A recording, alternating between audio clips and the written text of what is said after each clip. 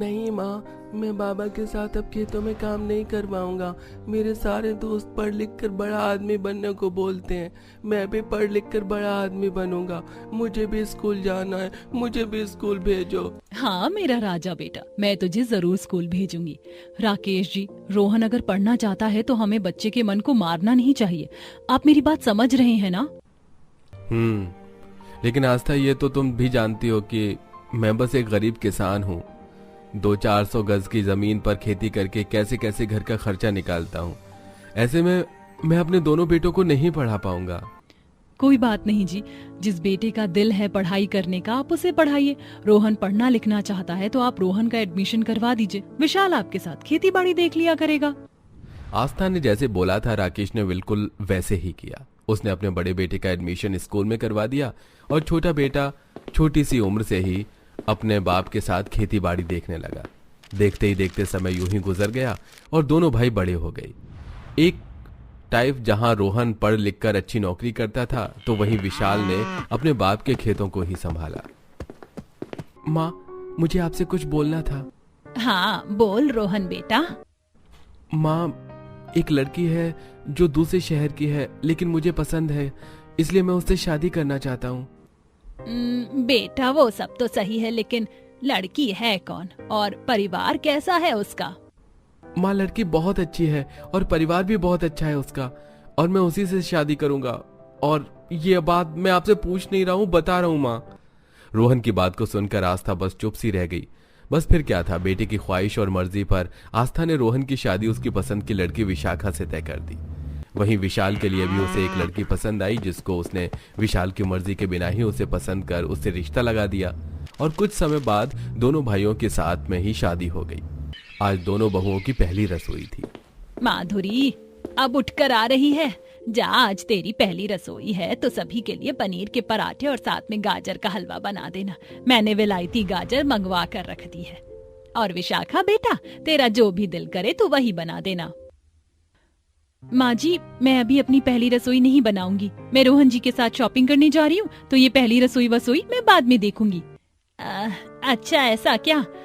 ठीक है, तो तू बाद में पहली रसोई बना देना। अभी तुझे जहाँ भी जाना हो चली जा। आस्था विशाखा को चाहकर भी नहीं रोक पाई और वो अपनी पहली रसोई की रस्म के वक्त रोहन के साथ शॉपिंग करने को चली गई। वहीं दूसरी तरफ माधुरी जाकर रसोई में अपनी पहली रसोई की रस्म करने लगी। कुछ देर में ही माधुरी ने सब कुछ बना दिया और सभी के आगे लगाया। वाह माधुरी, ये पनीर के पराठे तो तुमने बहुत ही लाजवाब बनाए हैं। सच में खाकर मजा आ गया। हाँ बहू, अच्छे बनाए हैं। ये ले तेरा शगुन। आस्था ने खुशी खुशी माधुरी को 500 रुपए शगुन के रूप में दे दिए। माधुरी ने खाना खिलाने के बाद बाकी घर के काम निपटाए, लेकिन विशाखा अभी भी शॉपिंग ही करने को गई हुई थी। लगभग शाम के वक्त विशाखा शॉपिंग करके लौटी और बहू, विशाखा बहू, क्या लेकर आई तू?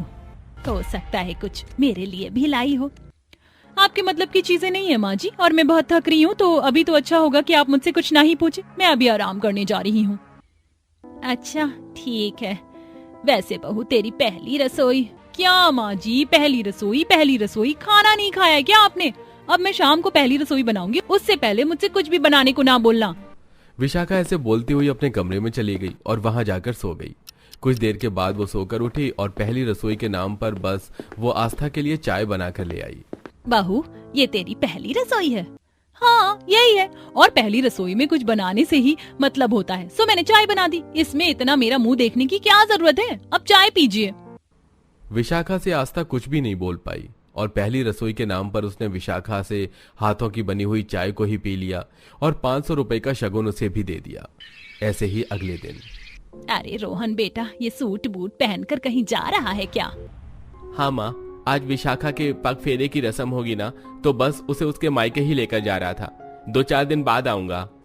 2-4 दिन बाद? बेटा मेरा मतलब तू वहाँ पर रुककर क्या करेगा? बहू का मायका है, इसे छोड़ आना, और जब इसका आने का दिल करे तब ले आना। ओहो माँ जी, अगर रोहन जी मेरे साथ चले जाएंगे तो कौन सी आफत आ जाएगी? हम दोनों साथ ही जाएंगे और साथ ही आएंगे। इसमें अब आप कोई अड़ी मत लगाइए। चलो सही है, जैसी तुम्हारी मर्जी। आस्था ने ऐसे बोलकर बात को खत्म कर दिया। बस फिर क्या था, रोहन विशाखा के साथ उसके पग फेरे की रस्म करवाने को चला गया। वहीं कुछ देर बाद विशाल आस्था से बोला, माँ, माधुरी की भी तो आज पग फेरे की रस्म होगी। मैं माधुरी को लेकर उसके मायके छोड़ आऊं? 2-4 दिन में मैं भी उसे ले आऊंगा। क्या मतलब 2-4 दिन बाद? और तू क्यों उसको छोड़ कर आएगा? बुला लेगी वो अपने भाई को। तू क्यों टेंशन लेता है? और 2-4 दिनों को नहीं जाने दूंगी, सिर्फ 1 दिन के लिए जाएगी और शाम तक लौट आना। आस्था ने जैसे बोला माधुरी ने वैसे ही किया। वो अपने घर से अपने भाई को बुलाकर अपनी पग फेरे की रस्म करने गई और विशाल घर में ही रहा। शाम तक माधुरी अपने मायके से लौट नहीं पाई, इसीलिए वो अगली सुबह ससुराल वापस आई। और आ गई तू? अब मन किया है आने का? मन नहीं था तो अपने मायके में ही बसी रहती। माफ कर दो माँ जी, शाम में भैया फ्री नहीं थे तो वो मुझे आज छोड़ कर गए। विशाखा भाभी वापस आ गई क्या? विशाखा से क्या लेना देना है तुझे? वो अभी कुछ दिन बाद आएगी। आस्था ने ऐसे बोलकर बात को खत्म कर दिया। बस फिर क्या था, माधुरी ने आते ही घर की जिम्मेदारियां संभाल ली। ऐसे ही लगभग 1 हफ्ता बीत गया और 1 हफ्ते के बाद विशाखा अपने घर से पग फेरे की रस्म करके लौटी, लेकिन आस्था ने उससे कुछ नहीं बोला। ऐसे ही आज के दिन आस्था दोनों बहुओं के साथ मॉल आई हुई थी। बहू, तुझे जो भी अच्छा लगे वो ले लेना, सोचना नहीं। माँ जी, मुझे ये वाली साड़ी और ये वाली भी दोनों अच्छी लग रही है, मुझे ये दोनों ही साड़ियाँ दिलवा दीजिए, बाकी ये मेकअप प्रोडक्ट्स भी अच्छे हैं। ठीक है बहू, ले ले, जो भी तेरा दिल कर रहा है ले ले। विशाखा ने जो भी मांगा आस्था ने उसे सब दिला दिया। वहीं आस्था ने एक बार भी माधुरी से कुछ भी खरीदने के बारे में नहीं पूछा और माधुरी खाली हाथ ही घर को लौट आई। घर पर रोहन और विशाल दोनों बैठे हुए थे। देखिए रोहन जी, माँ जी ने मुझे कितनी सुंदर सुंदर साड़ियाँ दिलवाई हैं। ये सारी की सारी ही मेरे ऊपर बहुत अच्छी लगेंगी और ये मेकअप के प्रोडक्ट्स भी देखिए, सभी बहुत प्यारे हैं। विशाखा ऐसे ही रोहन को सामान दिखाने लगी। वहीं माधुरी को देखकर विशाल बोला, माधुरी, तुम भी तो माँ के ही साथ गई थी, तुम कुछ भी नहीं लेकर आई? नहीं जी, मैं कुछ नहीं लाई। कुछ नहीं लाई या फिर माँ जी ने कुछ दिलवाया ही नहीं? बोलो। क्या मतलब है तेरा विशाल? साफ साफ बोल। माँ, आज मैं सब कुछ साफ साफ शब्दों में बोल देता हूँ। आज तक मैंने आपसे कभी कोई शिकायत नहीं की। आपने हमेशा मुझसे ज्यादा भैया को मोल दिया है, भैया को उनकी ख्वाहिशें रखने का मौका दिया, उनकी बात को माना भी है। लेकिन मेरे सारे फैसले सिर्फ और सिर्फ आपने लिए। हर एक चीज का फैसला आपने लिया। बचपन में मुझसे बिना पूछे मुझे खेती बाड़ी पर लगा दिया, लेकिन मैं कुछ नहीं बोला। उसके बाद शादी भी मेरी आपने अपनी पसंद से की। मैं अपनी पत्नी से तो खुश हूँ, लेकिन लगता नहीं है कि आप मेरी पत्नी से खुश हो। ना आप मुझे माधुरी के साथ कहीं जाने देती हो, ना हमें साथ में वक्त बिताने देती हो। और साफ दिखाई देता है माँ कि आप अपनी किस बहू को सिर पर रखती हैं और किसे जूते की नोक पर। चुप कर विशाल, कब कब के दिल की भड़ास तू मेरे ऊपर निकाल रहा है। और तू जानना चाहता है कि मैं ऐसा क्यों करती हूँ?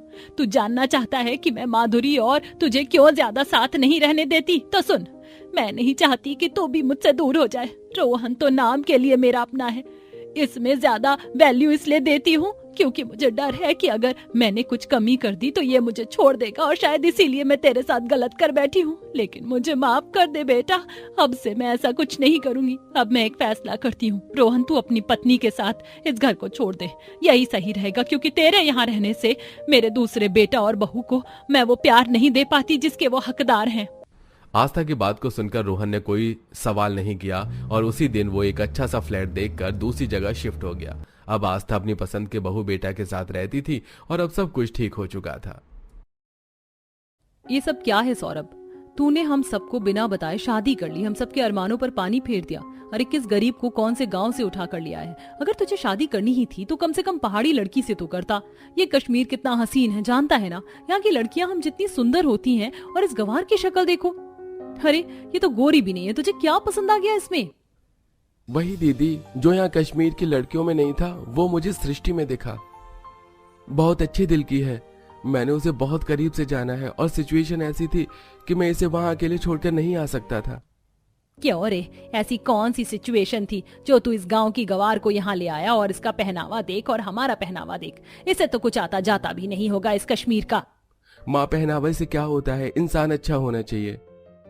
मैं बताता हूँ मुझे कहाँ मिली। एक दिन गांव में बहुत ज्यादा गर्मी में बैठकर ये मिट्टी के बर्तन बना रही थी, तब मेरी नजर इस पर ही रह गई। वाह, ये कितना हसीन काम है, और इस मिट्टी के बर्तन से भी ज्यादा हसीन लड़की है। कितनी प्यारी मुस्कुराहट है इसकी। माँ, मैंने सारे मिट्टी के बर्तन बना दिए, अब मैं कुएं से पानी ले आती हूँ। सृष्टि अपना पसीना मिट्टी के हाथ से पोंछ कर ही अपने माथे पर मिट्टी लगा लेती है और फिर हाथ धोकर मटका लिए पानी भरने चली जाती है। पीछे पीछे सौरभ भी चला जाता है। 2-4 दिन तक उसे देखता है और फिर उसकी मदद करने के बहाने मटकी उठाकर चलता है। आखिरकार बातचीत हो ही जाती है। लेकिन कुछ दिन बाद सृष्टि की माँ को बड़ी बीमारी होती है। सृष्टि की माँ के मर जाने के बाद उसे भी गांव से बाहर निकाल देते हैं। ऐसे में वो बहुत अकेली पड़ गई। तब सौरभ ने उसका हाथ थामा और उससे शादी करके उसे अपने कश्मीर में ले आता है। माँ, हमारे अलावा इसका कोई नहीं है। अब ये कश्मीर ही इसका ससुराल है। कश्मीर के ससुराल में से उठाकर तो ले आया है, लेकिन इसे यहाँ का कोई तौर तरीका नहीं पता होगा, ना ही खाने के बारे में, ना ही यहाँ के रहन सहन के बारे में। आप बिल्कुल ठीक कहते हैं। माँ जी, मैं जानती हूँ आप इनसे नाराज हैं, लेकिन मैं आपको अपने माता पिता मान चुकी हूँ। इस घर में मेरा गृह प्रवेश तो करवा दीजिए। यह सुन सुमन दिल पर पत्थर रखकर अपनी बहू का गृह प्रवेश घर में कर देती है। अपने कमरे में जाने के बाद सृष्टि अपने कमरे से कश्मीर की सुंदर वादी देखती है। अरे वाह, ये नजारा कितना सुंदर है। ऐसा तो मैंने पहले कभी नहीं देखा। कितने सुंदर पहाड़ हैं और ये हरियाली।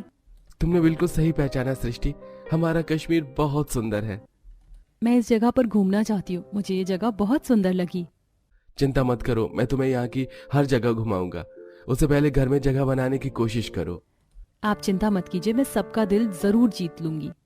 अगले दिन गरीब बहू रसोई में जाती है तो अरे, यहाँ की रसोई कितनी अलग है। हमारे गांव जैसी तो बिल्कुल नहीं है, और गैस भी नहीं है। चूल्हे पर खाना बनाना पड़ेगा। कोई बात नहीं। ये कहकर सृष्टि आलू पूरी रायता कचौड़ी तैयार करके घर वालों के सामने ले जाती है। तब माँ जी, पापा जी, देखिए मैंने आप सबके लिए क्या बनाया है। आलू पूरी कचौड़ी रायता। ये क्या बकवास खाना है, घास फूस खाएंगे क्या? और तुम्हें खाना बनाना था तो कम से कम हमसे पूछ कर तो बनाती। हाँ बहू, ये तूने गरीबों वाला खाना क्यों बनाया है? बता मुझे, ये कश्मीर में रहते हैं, कश्मीर वाला खाना खाएंगे। जा बकरखनी राजमा चावल बनाकर ला। जा खड़ी क्या है, बना कर ला। लेकिन माँ जी, मुझे तो कश्मीर का कोई भी खाना बनाने ही नहीं आता है। आप मुझे थोड़ा बता देती तो अच्छा होता। हम क्यों बताएं तुझे? लव मैरिज करके तू कश्मीर के ससुराल में आ गई, लेकिन तुझे कश्मीर का खाना बनाना नहीं आता? मुझे नहीं पता, जा हम सबके लिए वही बना। और जल्दी हाथ चलाना, 1 घंटे के अंदर 2-4 तरीके का खाना बना कर लाओ। सृष्टि की आंखों में आंसू होते हैं। उसे कश्मीरी व्यंजन के बारे में कुछ नहीं पता था। वो अपने पति से पूछती है तो राजमा चावल, दही, आलू, रोगन जोश के बारे में पता चलता है। लेकिन ये तो सौरभ को भी बनाना नहीं आता था। तो वो अपने फोन पर से रेसिपी ढूंढकर सृष्टि को बनाने के लिए कहता है और जैसे तैसे सृष्टि बनाकर कश्मीरी ससुराल वालों को खिलाती है। खाते ही सब थूक देते हैं। आय हाय, ये क्या गोबर है। तुम्हें तो खाना बनाना ही नहीं आता। बहुत बोल रहा था ना सौरभ तू, मेरी बेबी बहुत अच्छी है। अरे कश्मीर व्यंजन के नाम पर धब्बा बनाकर लाई है, इसलिए तेरी माँ और हम सब कह रहे थे कि तुझे यहाँ की किसी लड़की से शादी करनी चाहिए थी, लेकिन नहीं, भूखा मार खुद भी। आप सब मुझे माफ कर दीजिए, मेरी वजह से कोई भी खाना नहीं खा पाया, लेकिन मैं जल्दी ही सीख जाऊंगी। मम्मी पापा, वो खाना बनाने की कोशिश कर रही है। आपको उसे अप्रिशिएट करना चाहिए था। उसे थोड़ा टाइम तो लगेगा ना। तभी सौरभ की बात सुनकर सब अपने अपने कमरे में चले जाते हैं। तब सौरभ उसे मनाने के लिए कश्मीर की सड़कों पर ले आता है, जहां पहाड़ से पहाड़ उतरकर वो दूसरी जगह पर जाती है। वाह, ये जगह तो बहुत सुंदर है। मेरा गांव तो कुछ भी नहीं है इस कश्मीर के सामने। कितनी ठंडी हवा चल रही है और धूप भी है। बड़े बड़े ऊंचे पहाड़ हैं। क्या इसके ऊपर भी जा सकते हैं हम सौरभ जी? हाँ, ये बहुत बड़े बड़े पहाड़ हैं। हम यहाँ जा सकते हैं, लेकिन कुछ जगह जंगली जानवर भी हो सकते हैं और ऊंचाई पर जाना खतरे से खाली नहीं है। हमारे कश्मीरी इलाकों में संचार की सुविधा नहीं है। कुछ हो गया तो मैं तुमसे बात भी नहीं कर पाऊंगा, इसलिए तुम ज्यादा दूर मत जाना। और ये दूसरे मुल्क से भी जुड़ी है, इसलिए भी ये जगह थोड़ी सी असुरक्षित है। आप चिंता मत कीजिए, मैं कहीं दूर नहीं जाऊंगी। चलो, कश्मीर की अच्छी अच्छी चीज तुम्हें खिला खिला कर लाता हूँ और भी चीज दिखाता हूँ। सौरभ उसे मॉल रोड पर ले जाता है, कश्मीरी व्यंजन खिलाता है, मोमोज खिलाता है, कश्मीरी चाय पिलाता है और गरम कश्मीरी शॉल दिलाकर जब घर की तरफ जा रहे होते हैं तो पहाड़ चढ़ने में सृष्टि गिर जाती है। आह, सौरभ जी बचाओ मुझे। आह, मेरा पैर। सृष्टि लुढ़कते हुए ढलान की तरफ जा रही थी। तब जैसे तैसे किसी खच्चर वाले कश्मीरी इंसान ने सृष्टि को बचा लिया और उसके पैर पर लग जाने की वजह से खच्चर पर बैठकर वो अपने घर की ओर बढ़ती है। ज्यादा नहीं, थोड़ा सा दर्द हो रहा है। वैसे यहाँ कश्मीर में क्या पहाड़ों पर घोड़े के ऊपर ही बैठकर ले जाते हैं?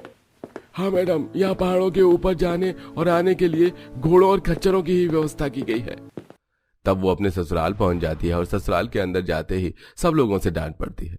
फिर सास और नंद उसे काम करने को कहते हैं तो कपड़े धोने के लिए वहां पानी की कमी थी। माँ जी, यहाँ पर पानी तो है नहीं, तो ये कपड़े और बर्तन कैसे धोऊंगी मैं? अभी अभी बताया तुझे, इस पहाड़ से उतरकर दूसरे पहाड़ पर जाना पड़ेगा, नीचे नदी बह रही है, वहां से पानी लेकर आ। क्या माँ जी, इतनी दूर से पानी लाना पड़ेगा? अगर यहाँ पहाड़ नहीं होते तो ठीक रहता, यहाँ गिरने का बहुत खतरा है। हाँ तो किसने कहा था तुझे कि कश्मीर में शादी करने को? अब कश्मीर का ससुराल मिला है तो यहाँ के तौर तरीके भी सीख ले। और ये क्या साड़ी पहन रखी है? हमारे जैसे कपड़े पहन और हमारे जैसा खाना बनाना सीख ले, समझी? अपनी नंद से कपड़े मांग कर पहन लेना।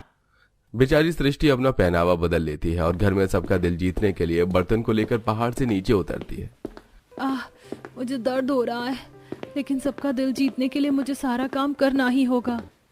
सृष्टि जैसे तैसे चढ़कर 3-4 बार अपने ससुराल वाले घर में पानी रखकर आती है, लेकिन 5वीं बार वो थक कर बैठ जाती है।